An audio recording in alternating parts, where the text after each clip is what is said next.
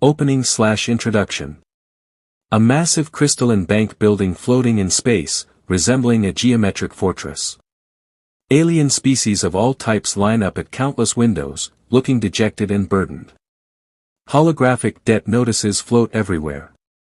In the foreground, a small human woman in business attire with a worn briefcase stands looking up at the structure with a skeptical expression. Scene 2, 3 to 7 o'clock, the meeting. An opulent banking office with impossible geometry, walls that seem to bend, floors that shift perspective. A massive alien loan officer, slug-like with crystalline growths, sits behind an ornate desk. The human accountant Sarah Chen sits across from it, paperwork spread everywhere, her expression showing polite but firm disagreement. Debt contracts float holographically between them.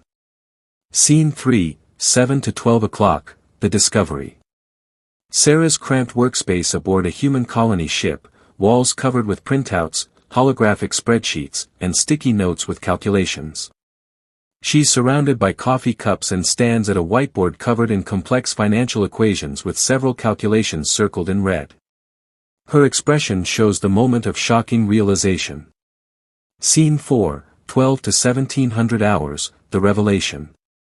A diverse crowd of aliens from multiple species gathered in a public plaza, listening to Sarah present on a large holographic display showing financial charts and graphs.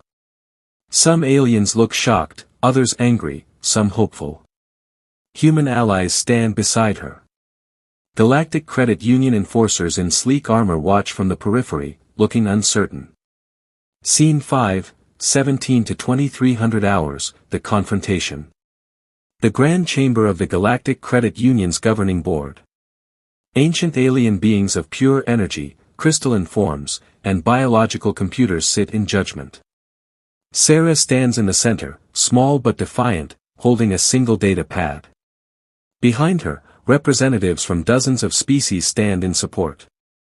The lighting is dramatic, emphasizing the power imbalance. Scene 6, 23:00-28:00, the revolution. A split-screen montage showing multiple worlds, dead enslaved species celebrating freedom, Galactic Credit Union buildings being peacefully occupied, species working together to build new economic systems. In the center, Sarah shakes hands/appendages with various alien leaders. The image conveys hope, liberation, and new beginnings. Scene 7, 28:00-30:00, closing/epilogue. A peaceful colony world with diverse species living and working together freely. Human children and alien children play in the foreground. In the background, a memorial statue shows Sarah Chen with her briefcase, surrounded by freed species. The sky shows multiple suns and ships coming and going freely. The scene conveys a better future achieved. Opening, midnight to 3 o'clock. The Galactic Credit Union had controlled the known galaxy for 10,000 years. Not through military might. Not through technological superiority. Through something far more powerful, debt. Every species that achieved faster-than-light travel encountered the same welcome committee. The Galactic Credit Union would arrive in their gleaming ships, offering the one thing every emerging civilization desperately needed, capital. Want to expand to other star systems? Take a loan. Need to upgrade your infrastructure? The credit union can help. Terraform that promising planet? They have very reasonable rates. And in 10,000 years, not a single species had ever paid off their debt. Sarah Chen, senior accountant for the Human Colonial Administration, discovered this on her second day reviewing Earth's integration contracts. "I'm sorry," she said to her supervisor, Marcus Webb. "Can you run these numbers by me again? Because according to this, humanity just took on a debt of 15 trillion galactic credits at a compound interest rate of 12%, with payments beginning immediately but principal deferment for 50 years. "That's correct," Marcus said. "It's actually a very good rate. The Velcara got 14%. Marcus. Sarah's voice had the patience of someone explaining basic arithmetic to a child. "Do you understand what compound interest means over 50 years? The money grows. The money doesn't grow. The debt grows. At 12% compound interest, our 15 trillion credit loan will become. Sarah pulled up her calculator. 293 trillion credits. And that's if we somehow make every minimum payment on time. Marcus shrugged. Every species deals with it. It's just how the galactic economy works. Marcus, in what universe is it normal to structure a loan you can never possibly repay? In this one, apparently. Look, Sarah, I get it. You're good with numbers. But this is bigger than Earth accounting. This is galactic finance. The credit union has been doing this for millennia. They know what they're doing. Sarah looked at the contract again. Then at Earth's projected revenue streams. Then back at the contract. Yeah, she said quietly. I'm beginning to think they do. Part 1, the system, 3 to 7 o'clock. Sarah requested a meeting with a credit union representative. It took 3 weeks to get approved. Apparently, individual citizens questioning loan terms was unusual enough to require supervisor authorization. The representative who finally met with her was a kex named Beautiful Calculation of Profit. The kex resembled massive slugs with crystalline growths that pulsed with bioluminescence. Beautiful Calculation had been a loan officer for 3,000 years. Miss Chen, it said through a translation device. How may the Galactic Credit Union assist you today? I have questions about humanity's integration loan. Of course. The credit union prides itself on financial transparency. Please, ask anything. Sarah pulled out her tablet. The interest rate is structured as compound, calculated quarterly, with minimum payments that don't cover the accruing interest. That means the principal actually increases over time, even if we never miss a payment. That is correct. So we can never pay it off.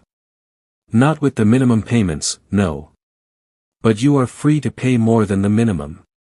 In fact, we encourage it. Except that humanity's entire projected GDP for the next century, even optimistically, wouldn't cover the interest accumulation. Beautiful Calculations crystals pulsed with what the translator rendered as patient amusement. Miss Chen, you are thinking in terms of Earth economics. The galactic economy operates on a larger scale. Yes, your species will carry debt. All species do. But debt is not slavery, it is partnership.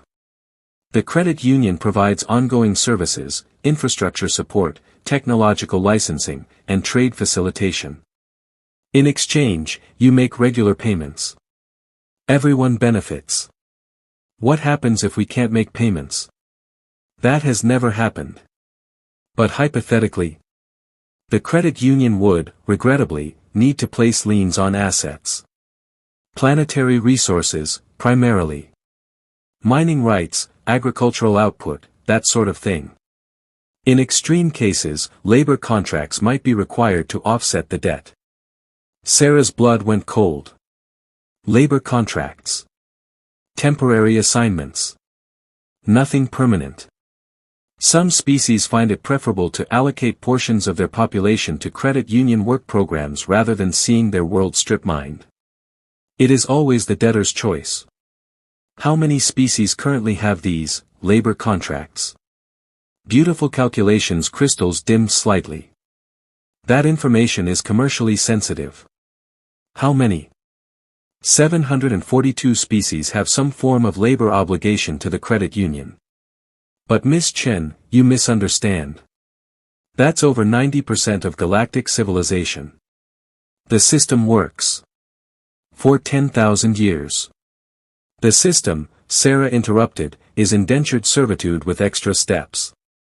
Beautiful Calculations translation device made a sound like shattering glass. Miss Chen, I understand you are new to galactic commerce, but I must warn you, the credit union takes accusations of impropriety very seriously. What you are suggesting borders on defamation. I'm not suggesting anything. I'm stating mathematical facts. Your loan structure makes repayment impossible. That's not commerce. That's a trap. The meeting is over. Good day, Miss Chen. Sarah left the office with her tablet full of notes and a growing suspicion that she'd just stumbled onto something much bigger than bad interest rates. Part 2, The Investigation, 7 to 12 o'clock. Sarah spent the next 3 months doing what she did best, following the numbers. The credit union's financial reports were publicly available, they prided themselves on transparency. But Sarah quickly realized that transparency and honesty weren't the same thing.